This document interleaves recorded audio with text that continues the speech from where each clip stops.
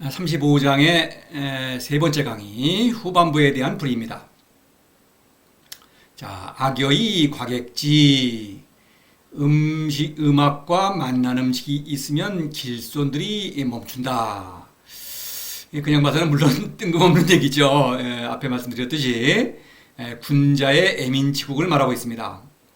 악여의 명예와 재물, 맛있는 귀에 듣기 좋은 소리 음악이니까 그 명예, 재물은 이제 맛있는 음식, 쾌락이죠. 그래서 이제 그 사사로움 이제 군자의 애민치국은 사사로움을 주고받는 일이다. 물론 자신은 더 권력이 이제 높아지는 것이니까 자기 몫을 더 많이 차지하는 것이 우선적 목적이죠. 거기에 이제 도움이 되는 사람에게는 좀 더 이제 가까이 대하고 도움이 안 되는 사람은 적으로 돌리는 것이죠. 이것입니다. 그래서 그러니까 이제 과객이 멈춘다. 과객 이제 사람은 누구나 이 세상을 지나가는 나그네다. 이 세상에서 차지할 몫이 있다고 생각하는 것은 착각이다. 이제 그것이 사사로움이다. 이런 얘기죠. 그래서 이제 이 군자는 그걸 착각을 하는 것이죠. 이 세상에 나의 몫이 있다고 생각하는 거죠. 그것이 나라고 생각하는 거죠. 차지할 몫이 이런 것입니다. 그래서 이제 결국 이제 사사로움에 대한 경계를 하는 내용이 이제 15장에 있었죠. 엄해기약계 갈 때 이제 이제 손님이죠. 남의 집에 손님으로 왔을 때 신중해야 한다. 그러니까 주책 없이 그 주인처럼 여기면 안 된다는 것이죠. 여기 사사로움을 경계하는 얘기죠. 여기서 이제 이 과계 앞에 말씀드렸지만 이 주책 없이 동네에 이제 길을 가는데 나그네 길을 가고 있는데 목적지가 있겠죠. 가는데 거기 어떤 동네 지나가다가 잔치집이 있다고 그래가지고 그냥 밥 한 끼나 얻어먹고 술이나 한 잔 먹고 그냥 빨리 또 자기 일을 가야 되는데 그게 자기 잔치로 착각을 하고서 거기 눌러 앉아갖고 뭐 배부르게 먹고 뭐 진탕 먹고 마시고 뭐 거기서 그냥 눌러붙어 있는다. 그러면 그 눈치가 없는 주책바가지라고 봐야겠죠. 이제 그렇게 풍자하고 있는 것입니다. 군자는 뭔가 크게 착각하고 있다. 그렇죠. 이런 얘기를 하고 있는 것이죠. 여기 이제 22장에서 전이 귀지라고 하죠. 귀지. 돌아가고 있는 것이죠. 인생은 신적자의 깨달음을 얻고 그것을 또 완성시키면서 그 위대한 존재에게로 돌아가고 있는 그런 여정이다. 인생은 나그네 길이죠. 여정이죠. 인생은 나그네 길, 어디서 왔다가 들어가는가 그런 유행가가 있는데 그야말로 나그네인 것입니다. 그런 이제 멈춘다고 하는 것은 착각이다. 사사로움이죠. 그래서 이제 이것이 사실 사람은 땅에서 나와서 땅으로 돌아가죠. 흙에서 나와서 흙으로 돌아가는 것입니다. 그 이성적 지혜로는 그렇게밖에 생각할 수 없죠. 그래서 그것이 아쉬우니까 그것을 붙잡고 있는 것이죠. 그래서 멈추는 것입니다. 그것이 사사로움인 것입니다. 그래서 이제 이 도를 모르는 사람으로서는 이렇게 할 수밖에 없죠. 거기서 이제 나름대로의 또 그 시름을 잇기 위해서 기뻐하죠. 서로. 어떤 사사로움을 추구하는데 항상 승패가 갈리게 마련인데 사실은 패자가 더 많죠. 또 승자라고 하더라도 계속 그 불만이죠.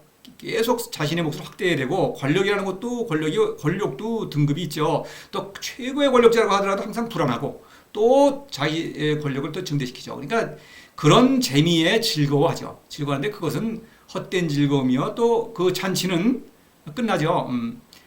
서른 잔치는 끝났다. 그런데 서른 잔치가 아니라 인생의 잔치라는 건 끝나게 마련입니다. 그런데 이제 여러 중인들이 그렇죠. 서로 그 경쟁을 하면서 적과 동지를 뒤바꾸면서 이합집산하면서 기뻐한다. 승리에 도취한다. 패자는 죽었죠. 사라져 있으니까 경쟁에서 사라졌으니까 눈에 보이질 않죠. 그건 안 보이고 살아남은 사람들끼리 그저 몰려다니면서 기뻐한다. 이런 얘기를 하고 있는 것입니다. 어리석음이죠. 그에 비해서 이제 후왕의 애민치국입니다. 앞서 이제 안평태, 나와 천하와 만물이 다 크게 어우러지니까 이제 된 거죠. 매우 좋은 것입니다. 그러니까 후왕의 애민치국을 받아들이면, 그 사랑을 받아들이면 만사형통인데 문제는 인기가 없다는 것이죠. 그래서 이제 도지출구 다모 기무미. 도지출구는 바로 후왕을 가리킵니다. 도지출구. 도가 나오는 입이다. 다시 말해서 도는 후왕을 통해서 세상에 드러나죠. 근데 그 후왕은 가만히 있는 것이 아니라 세상에 도를 알리죠. 그래서 입입니다.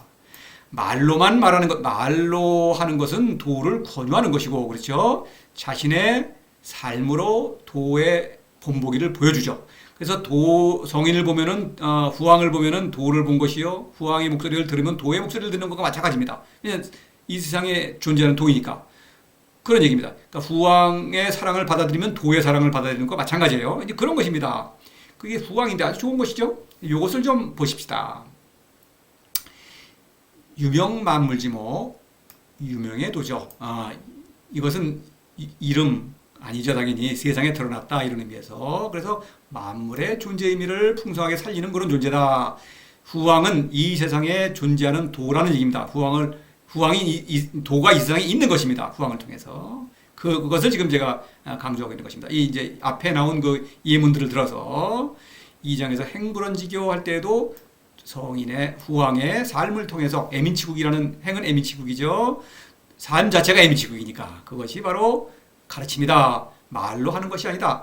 말이라는 것은 도를 권유할 뿐이다. 지혜는 무로부터 스스로 얻는 것이다. 후왕은 모든 사람을 후왕이 되기를 권유하는 것이죠. 스스로 후왕이 되는 것입니다. 도를 실천하기만 하면 그렇죠.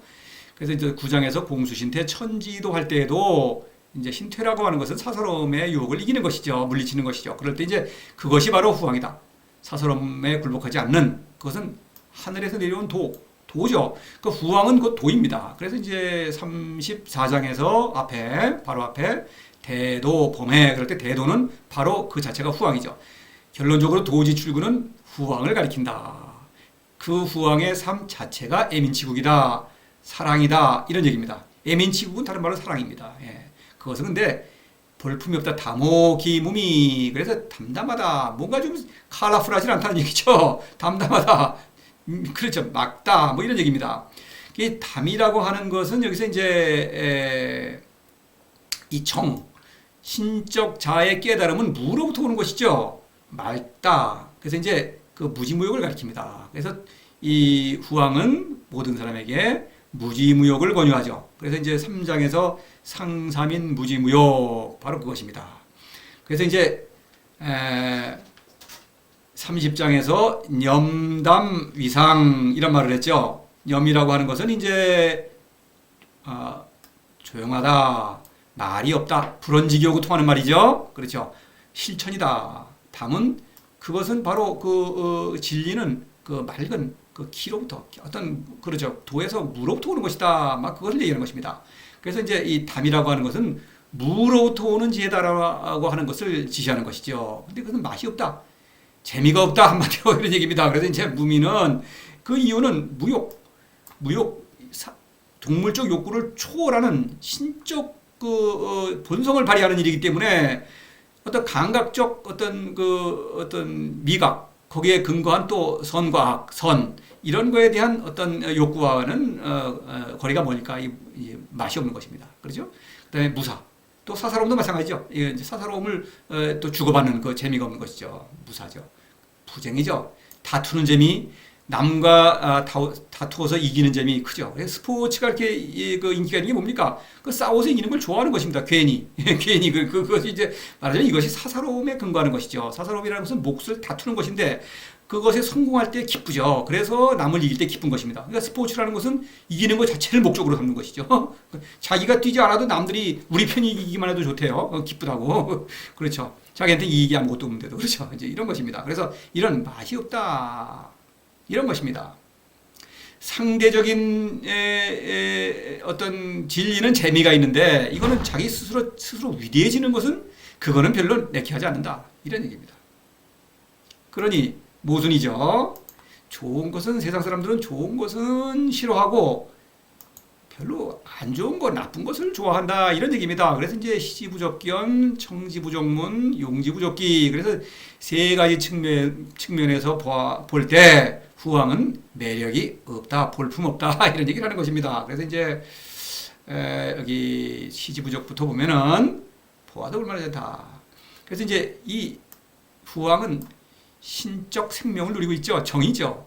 사사로움은 이거는 볼만하죠. 이거는 자신을 확대하는 일이니까 이것에 성공한 사람들, 부자 이런 사람들은 아주 볼만하니까 부러워하고 그러죠. 칭송하고 이렇게 하는 것이죠. 15장에서 미묘현통이란 말을 했죠. 보기에 아주 작고, 묘라는 것은 성인이 하는 일이죠. 무로부터 뭔가를 기를 받아들이고 있는 것이죠. 희언이라는 것은 자아의 정체성입니다. 이거 안 보여요? 기회활동을 통이라고. 통은 이걸 다 망라하는 것입니다.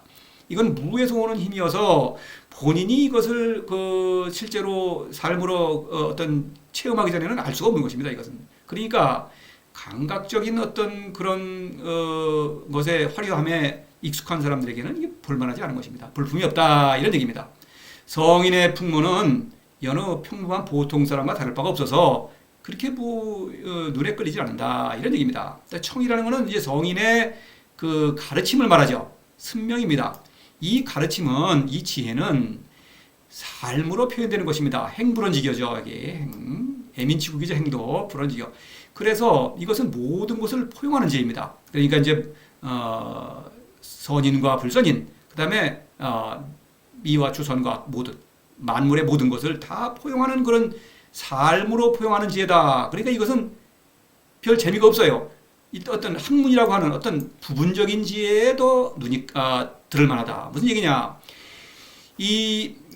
후왕은 모든 사람으로 하여금 훌륭한 지혜를 얻어서 스스로 천하 백성의 스승이 되기를 권유하는 것입니다. 스스로 지혜로워지기를 원하는 거예요. 백성으로 하여금. 그런데 그래서 이제 이 27장에서 보면 선한 부하적 말을 잘하는데 남의 잘못을 꾸짖지 않는다. 규범적인 잣대로 사람을 재단한 다음에 올바르게 되라고 보기에는 사람을 위해서 충고하는 것이라고 얘기하겠죠. 그런데 그것은 도가 아닙니다.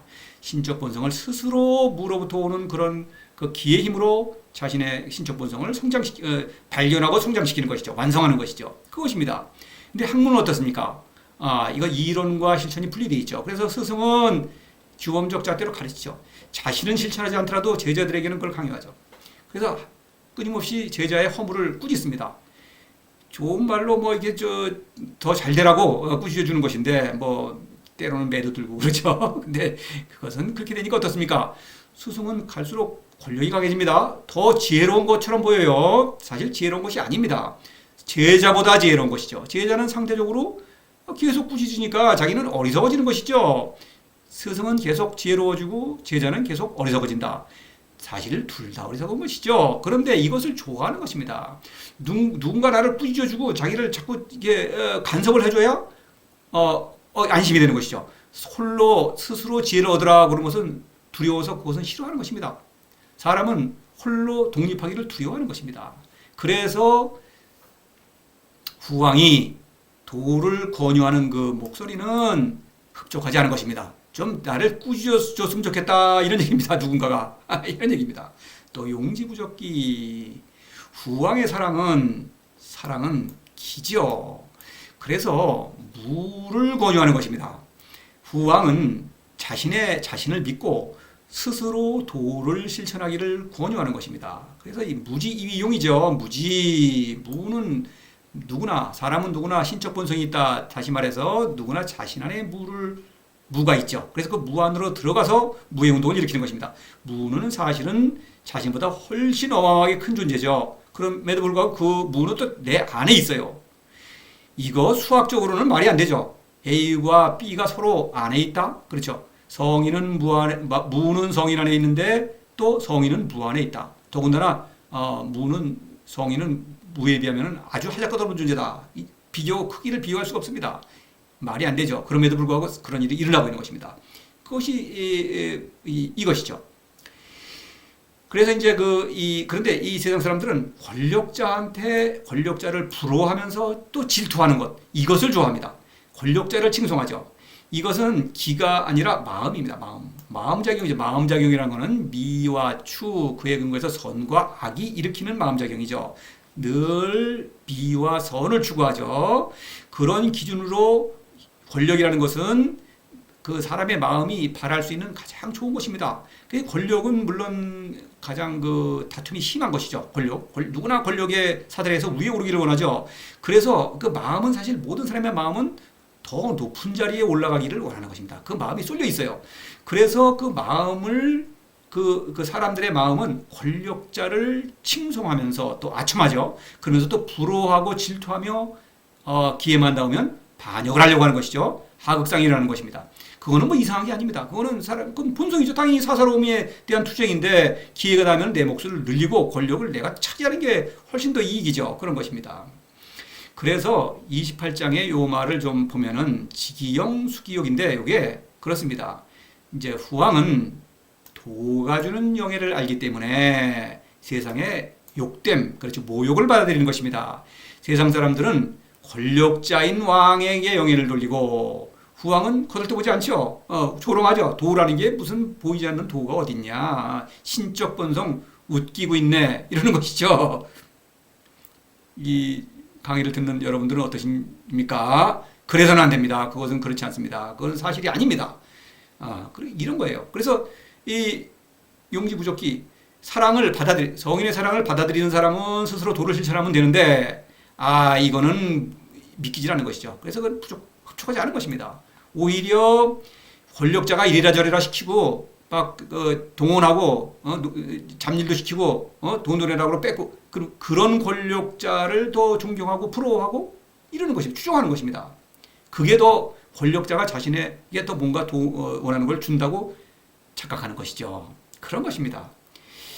이게 그래서 이 33장에 이제 군자와 후왕을 대비를 했죠. 후왕은 지족자부 만족한다. 애민치국 그 자체로 만족한다. 무슨 뭐 보답을 바라거나 무슨 그러죠. 인정을 바라는 것이 아닙니다. 그런 것은 관계없는 것입니다. 부다 모든 것을 소유하는 것입니다. 나와 천하와 만물을 전부 그것을 크게 어우러지고 있으니까 그것을 모두 소유한 것입니다. 소유하지 않은 것이 하나도 없죠. 이 부요함은 누가 뺏어갈 수도 없고 죽음도 이기는 것이죠. 육체적 죽음, 육신의 죽음을 이기는 그런 그 영원한 부유함입니다. 이 좋은 것을 두고 군자는 어떻습니까? 강행, 밀어붙이는 것이죠. 권력이죠. 권력이지. 뜻이 있죠. 사실 군자만 그런 것이 아니라 모든 사람은 권력을 추구하죠. 세상에는 큰 권력, 작은 권력이 있죠. 그 사람들은 유지, 그 뜻이 있다. 이 권력을 통해서 죽음을 이기려고 한다는 것이죠. 이 죽음을 이기는 것은 우상의 힘이죠. 우상이라는 것은 크고 작은 우상이 있죠. 저급한 우상, 고급한 우상. 사람마다 그 우상이 다릅니다. 이 세상에는 우상을 모시는 종교가 굉장히 많죠. 그런데 그 같은 종교에서 같은 건물에서 어떤 우상을 모시더라고 한다 하더라도 그 개개인의 입장은 다른 것입니다. 그래서 그 차원이 달라요. 사람마다 그 속성과 자기가 원하는 자기가 뭔가 신으로 투사해서 만드는 것입니다. 그 신에 의해서 죽음을 이기려고 하는 것입니다.